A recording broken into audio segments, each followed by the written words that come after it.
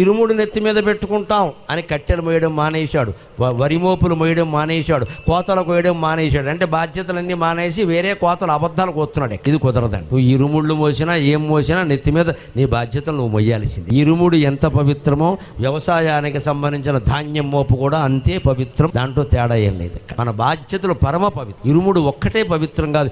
ఇరుముడు కాదయా నువ్వు 3 ముళ్ళు వేసావు పెళ్ళా మెళ్ళో, అది కూడా పవిత్రమే. పవిత్రం అంటే నువ్వు కొన్ని పనులు చేసి మిగిలినవన్నీ వాళ్ళకి అప్పగించడమా? సమస్త సమస్యల్లో బాధ్యత వహించాలి, పరిష్కారాలు చూపించగలగాలి. ఖచ్చితంగా అయ్యప్ప దీక్ష ఉన్న భర్త ఉన్నాడు అంటే ఆ భార్య నిశ్చింతగా ఉండాలి. మా ఆయన దీక్ష పెట్టాడు, ఏమున్నా ఆయన చూసుకుంటాడు, నాకేం బెంగలేదు. అసలు దీక్ష పెట్టాక మా ఆయన మరి గంభీరంగా ఉన్నాడు అని సంతోషించాలి. చచ్చిపోతున్నా వీళ్ళతో చేసి పెట్టలేక అనుకోకూడదు. మానవుడు ఆడదైనా మగవాడైనా, ఏ కులం వాడైనా, ఏ మతం వాడైనా, ఏ ప్రాంతం వాడైనా, వాడికి సమాజం కేటాయించిన బాధ్యత ఏదో వాడు చేస్తే భగవదారాధన చేసినట్టే.